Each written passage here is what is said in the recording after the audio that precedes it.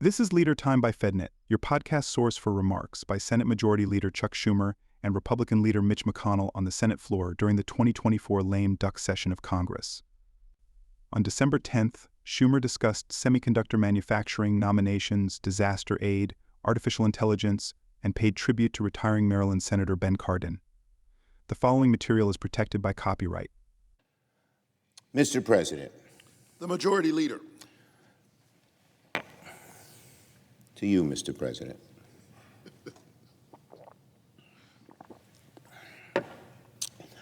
Now, Mr. President, when we passed the Bipartisan Chips and Science Act 2 years ago, we promised to bring semiconductor manufacturing back to our shores, to strengthen our national security, shore up our domestic supply chains. Today, that promise is coming to fruition in upstate New York. Micron just finalized early this morning, a $6.1 billion, that's billion, $6.1 billion award that was made possible by the bipartisan Chips and Science law to bring advanced memory chip manufacturing to upstate New York and to America. Most importantly, Micron's chip award is now locked in. It's signed, sealed, and ready to deliver for Central New York, all of upstate New York, and for America. Micron's CHIPS award is more than just a once-in-a-generation investment in upstate New York. It's an investment that will span multiple generations, create over 50,000 jobs, and spur historic amounts of private investment in the region. And the chips Micron will make are essential for America's future. They're critical for our national security, for AI, our smartphones, our cars, our computers, and so much else. And the benefits go beyond New York. This award is also fueling expansion of Micron in Idaho. And today, the Commerce Department has struck yet another deal with Micron to expand their Virginia facility. So Micron is investing and expanding in states big and small from coast to coast. This is just the latest in a flurry of good news, showing that chip production is expanding in America, from New Hampshire and New York to Arizona, New Mexico to Ohio. That's what Chips and Science is all about, making sure that America harnesses all our potential to stay number one in chip manufacturing. And when I conceived the Chips and Science bill, I had upstate New York in mind. We knew that manufacturing had left New York, and we wanted it to return. And that is now coming to fruition, from one end of the state to the other. And the I-90 corridor, from Buffalo to Albany, will be known as the Semiconductor Superhighway, where close to a quarter of all chips made in America will be made. It's great news, not only for this generation, but for future generations whose kids and grandkids will want to live in upstate New York. On Senate business, we'll continue the work of confirming more nominations this week. Last night, I filed cloture on the nominations of Lauren McFerrin and Joshua Diedelberg to sit on the NLRB, the National Labor Relations Board. Ms. McFerrin is a current board member of the NLRB, but her term will soon expire unless she's reconfirmed for another 5 years. The Senate will take the first votes to advance these NLRB nominees on Wednesday. If you truly care about working families, then you should be in favor of advancing the NLRB nominees. The NLRB is essential to protecting workers' rights, so employees can speak up for better pay, stronger protections, and the right to organize without retaliation. If we're worried about income inequality and too much of a gap between working people and those who are very, very wealthy, the NLRB is a great, great way to deal with that problem because, again, it strengthens the worker's hand. So anyone who says they stand with working Americans should care immensely about getting these NLRB nominees done. On Senator Rubio. On the topic of nominees, today I will later sit down with the President-elect's nominee for Secretary of State, our longtime colleague, Senator Marco Rubio. I've known Senator Rubio for many years and have worked with him on numerous issues, so I expect we will have a good and productive conversation. I look forward to giving him the same fair chance to make his case that all nominees, regardless of party, deserve. On disaster aid.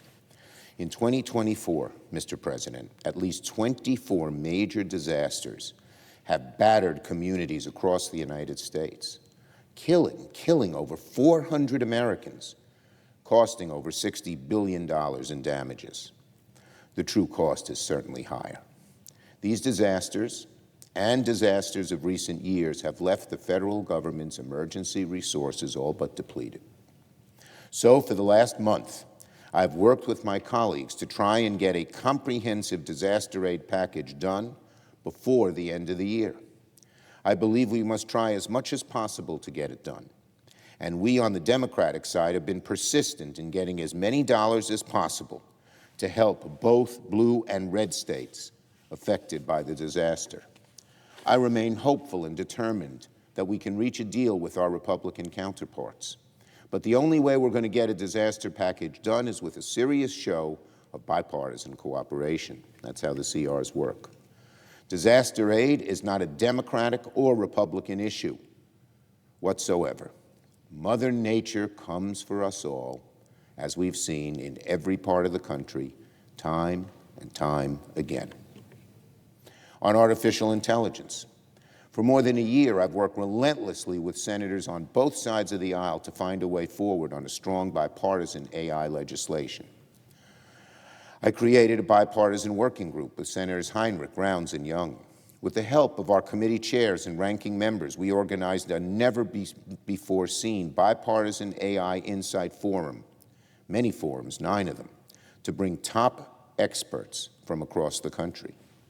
Democrats and Republicans also worked together on writing bills, and through hard work, we came to significant compromises that will have led to meaningful legislation and kept America #1 on AI, both in keeping innovation our North Star, but making sure there were safeguards so that the worst could not happen. In fact, Speaker Johnson and I agreed that all our committees should keep working together to figure out a way to get AI legislation done before the end of the year. We were feeling quite good about that until, unfortunately, the November elections occurred, and following those elections, Senate Republicans chose to walk away from the bipartisan negotiations, abandoning over a year of good faith hard work. This is deeply unfortunate, because if we want America to remain the technological leader of the 21st century, we can't turn a blind eye to the changes AI will bring, nor can we let AI become a partisan issue. That's why I will never walk away from AI talks. I remain committed to working with both sides to make AI a top priority here in the Senate. As I said, Speaker Johnson and I have had productive talks on AI for months, and I'm glad to say we're still having those talks, with the hope of finding opportunities for action in the future. It's not going to be easy. It isn't. It's a difficult issue. But we have some opportunities to move the ball forward on AI next year. I know that many of my Republican colleagues here in this chamber are just as committed as I am to finish the job.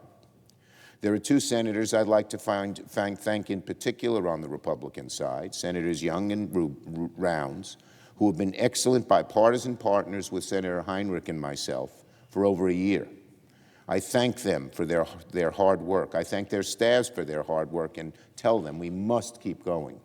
We can't let a handful few on this Senate Republican side stop us from moving forward on AI. Again, no matter how difficult it may be, my commitment to members in both chambers remains steadfast. I will work with anyone, regardless of party, to get meaningful, sustainable, and transformational AI done.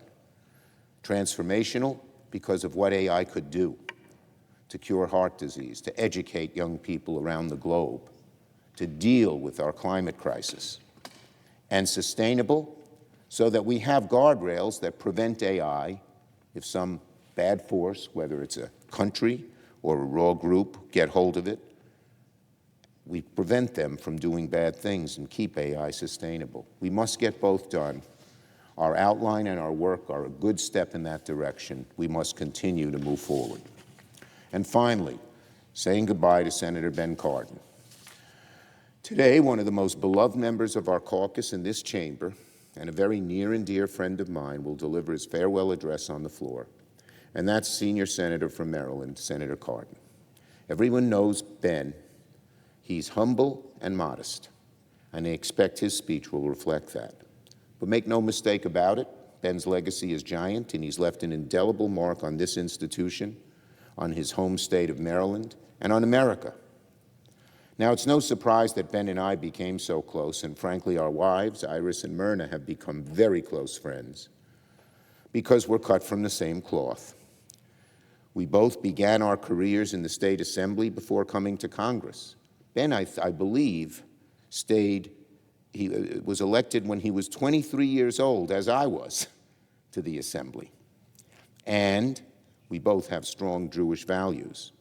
We're both known for showing up to any event, big or small. We both married up. And another thing, we took great inspiration from our fathers. When Ben was just 23 years old and a newly elected member of the Maryland House of Delegates, his father told him something that Ben still draws upon to this day. Quote, he had something people worked for a lifetime for, the opportunity to make a difference. Ben has made an immense difference in Maryland. Whether you're enjoying the beautiful views of the Chesapeake Bay, which Ben has fought so ardently to restore, protect, and conserve, or riding the many roads and bridges and trails and rails across Maryland that Ben helped secure billions in federal funding for, or talking to the millions of Marylanders who today have access to better health and dental care and the promise of a secure retirement because of Ben's efforts, Ben has been a difference maker. As chair of the Foreign Relations Committee, he's made a huge difference on human rights and foreign policy. When I asked Ben last year to serve as chair, I knew he'd be up to the task, and he sure was, despite the many challenges facing America at home and abroad. Ben is one of the reasons that America has the power today to hold accountable the gross violators of human rights, even when their home countries fail to act. He worked closely with Senator John McCain on this, and the Magnitsky Act and so many ramifications of what was done to Magnitsky inspired Ben, and he moved forward on legislation in that regard. As chair of small business, he made a difference for Main Street businesses, especially in the pandemic. I worked closely with Ben to make sure our small businesses would get the money that they needed. Because of his leadership, the small business economy, and we worked together to get nonprofits. When I said our churches and our synagogues and our mosques and our theaters and our museums needed help as well, Ben joined me, and they were saved. And he made a difference on many other issues, leading legislation to affirm the ratification of the ERA, the Equal Rights Amendment, serving as co-chair of the Helsinki Commission, and more. The reason Ben was able to accomplish so much, he took the road less traveled here in Congress oftentimes. He put substance over flash. He dug deeply into issues, got to their roots, and then worked across the aisle. He was all about details. What was the problem? Who was it affecting? Who can I find common ground with? Questions he asked. That's been him from his first day in office, and it will be until his last. Smart, decent, humble, loyal, hardworking. A great man, a great senator, a great friend. And we will miss him deeply, but Iris and I continue. Every year, Myrna and Ben would come up to New York and we'd go see Shakespeare in the park. We did it, I think, for the last 10 years or so. Ben and Myrna, that condition will continue, as will our friendship, but we will miss you. I yield the floor. McConnell discussed pending nominations to the National Labor Relations Board, district courts, and the Judges Act. On January 20th, 2021, President Biden broke with longstanding precedent and fired the General Counsel of the National Labor Relations Board. I guess if you campaign on establishing the most pro-union administration in American history, in replacing duly appointed officials with big labor acolytes is certainly a day one priority. The NLRB member who's held primary responsibility for executing on the Biden big labor agenda is its chief, Lauren McFerrin, and she's up for confirmation to another term. If the board's public actions over the last 4 years aren't telling enough, I'd urge our colleagues to consider the gross mismanagement of Ms. McFerrin's watch that took an independent Inspector General report to uncover serious violations of electoral procedures and cover-up attempts to boot. This is to say nothing of the fact that our confirmation would give a lame duck president control of an independent board well into his successor's term. In this case, there are any number of reasons not to reward bad behavior. And whichever our colleagues choose, I hope they'll join me in opposing the McFerrin nomination tomorrow. On another matter regarding the federal judiciary, its membership, its independence, and its ethics, I've often found myself increasingly stark odds with many of my Democratic colleagues. It's unfortunate, but I don't intend to stop policing the separation of powers any sooner than the left stops trying to undermine it. But over the last year, one corner of the judiciary's operation where the Senate rightly holds sway has become the site of rare bipartisan agreement, and that is federal courts' capacity to hear and decide cases in a timely manner. Across the country, federal district courts' case backlogs are preventing them from rendering swift justice.